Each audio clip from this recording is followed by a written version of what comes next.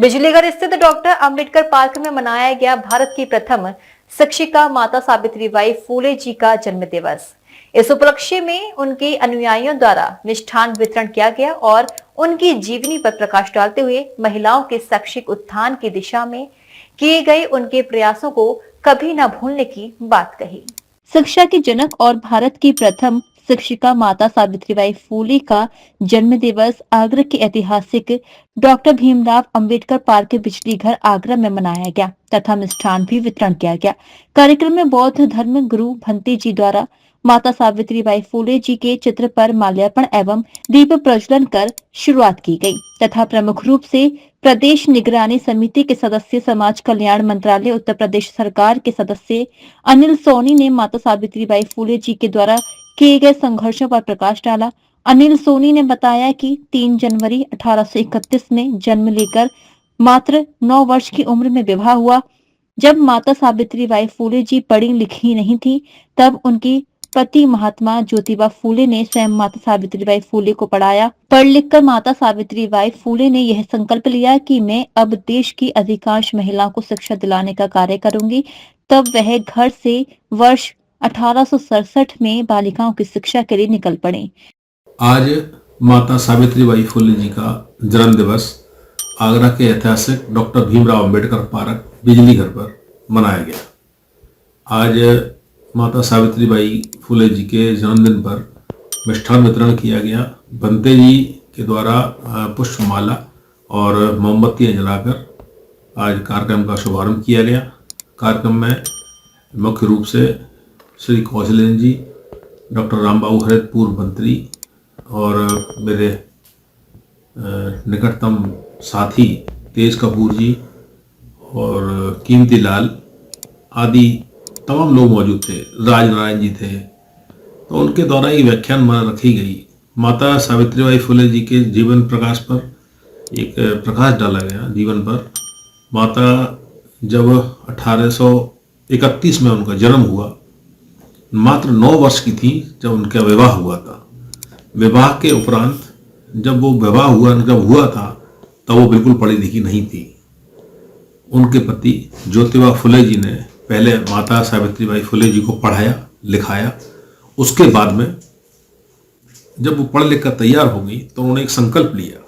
संकल्प यह लिया कि अब मैं पढ़ लिख कर अपने पूरे समाज को, अपने पूरे देश की जितनी भी महिलाएं हैं, ज़्यादा से ज़्यादा महिलाओं को शिक्षित कराऊंगी और उनको शिक्षा ग्रहण कराऊंगी। इस राह पर वो निकल पड़ी। उस जमाने में, उस दौर में कई लोगों द्वारा उनको अपमानित किया गया। कीचड़, पत्थर और जहाँ तक कि गोबर तक फेंका गया उनके ऊपर, लेकिन उनके कदम रुके नहीं। गोबर फेंकने के बाद में उन्होंने संकल्प लिया कि मैं नहीं रुकूंगी। घर से फिर जब दूसरे दिन निकलती थी तो एक साड़ी अपने छुपाकर वो ले जाती थी। उस साड़ी छुपाकर ले जाने के बाद में जहां उनको गंतव्य तक पहले जब पहुंचना होता था वहां पहुंचती थी, कपड़े बदलती थी, सने हुए कीचड़ वीचड़ जो भी है। उसके बाद में तब फिर बच्चों को ये शिक्षा ग्रहण कराती थी। ऐसा था हमारा उनका इतिहास। आज उसी मार्ग पर चल रही है हमारे उत्तर प्रदेश की सरकार। उत्तर प्रदेश सरकार के यशस्वी मुख्यमंत्री योगी आदित्यनाथ जी और उत्तर प्रदेश में समाज कल्याण विभाग के हमारे मंत्री श्री असीम मणि साहब की कल्याणकारी योजनाओं के द्वारा इस वर्ष IAS PCS की परीक्षा में 126 छात्र चयनित हुए हैं। उनका चयन हुआ है। ये अपने आप में बहुत बड़ी उपलब्धि है। इतिहास टूटा है और रिकॉर्ड बना है। आज तक ऐसा कभी नहीं हुआ है।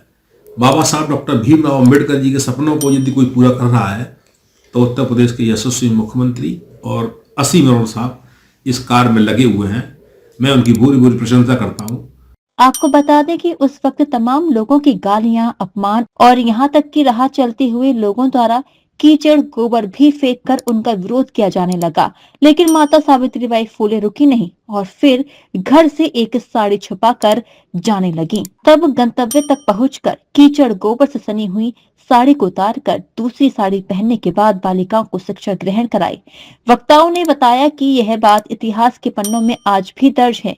आज माता सावित्रीबाई फूले जी के बताए मार्ग पर उत्तर प्रदेश में योगी आदित्यनाथ की सरकार चल रही है।